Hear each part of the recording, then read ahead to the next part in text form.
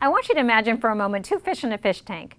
The first fish asks the second, "How's the water?" And then the second one's taken aback for a moment because it never really noticed the water. The water's there, even if we're aware of it or not. There's lots of different opinions held by consultants on what creates leadership and organizational capacity. It's not a problem that there's a lot of diversity of opinions. The problem is that too many consultants are like that second fish. They operate in a context without being fully aware of the opinions and beliefs that they hold. You do have a philosophical belief, whether or not you're aware of it. You have opinions about what makes great leaders and great organizations.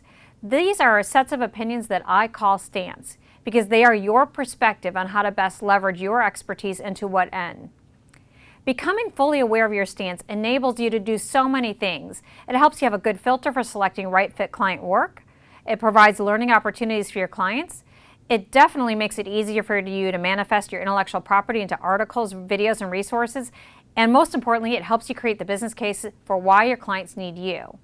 So in this video, I'm not here to tell you what your stance should be. My only goal is to help you learn to become more aware of it so that you can articulate it. So let's first talk about great leadership.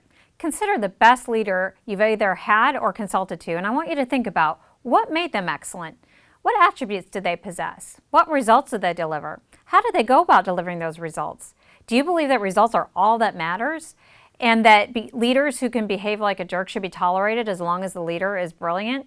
Or do you believe that great leaders should never be jerks? And why do you believe what you do? What is the source of your beliefs in this area? Your answers to those questions will help you understand your stance about leadership effectiveness. And when you understand what makes great leaders and its role in organizational effectiveness, you will be able to have, of course, again, the business case for why it's important for enhancing leadership capacity and a lot of other things that you can provide for your client. If you have a basis for your understanding about leadership, you have an ability to create competencies that what great leaders must master and then create related instruments they could assess themselves against it. It helps you think through what standards that you are using in your coaching, and it will help you shape your recommendations for how to develop leadership. It will develop the rationale behind your advice. It helps you create content that you might include in a leadership development program or a coaching program. It will help you begin to establish the value in the business case for your work by demonstrating that good leadership has an impact on business results and in what way. And it will help you determine what kind of clients you want to work with, because you want to work with people who share your philosophies on leadership. So let me share with you a few of my beliefs about leadership that has been developed through my formal education, my ongoing reading, and my experiences with working with a lot of different leaders. So here's a few things. Here's what I believe about leaders. Leaders are those people who have a vision for a better future, and they absolutely have to be at the helm in order to lead others. They are self-confident and they are humble. They channel their ambition for the good of the organization. They see others as a way of serving and being a part of a community rather than everybody's a utilitarian need towards their own end.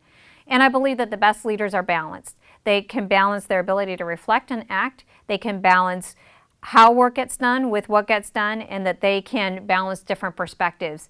And I believe that leadership is a gift that can be developed. So those are some of my beliefs about leadership that form a lot of the work that I do. And I'm going to give you an opportunity later to think about yours. So now let's talk about great organizations. So I want you to imagine the best organization that either you've worked for or consulted to. And I want you to think about what made these companies great.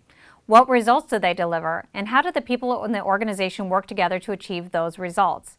So not surprisingly, I got a lot of opinions about the attributes of great organizations. So let me share with you a few of them. I believe that no organization can be successful over the long term without having integrity at the core of their foundation. I think it's really essential to walk and talk to be matched, and that people practices that are ethical is non-negotiable. I believe that healthy organizations are growing organizations, that there's no such thing as stasis. I believe that every company needs to be customer-centric and look for the best talent possible. So those are a few things that I believe. So now it's your turn. What I want you to do is just start to think about what is your stance. Along with this video is a worksheet that's going to help you clarify and articulate your stance. And I can't emphasize enough how important this is to you. This may seem like I'm taking you into airy fairy land, and I'm not. This is critical business issues for you. If you want to become a thought leader, there is no chance you will without you having a clear understanding of what you believe and why, and how that hooks with your expertise. You absolutely need to understand and become much more mindful of what you're believing about organizations so that you can articulate that to others and you can really help your clients in dramatic ways.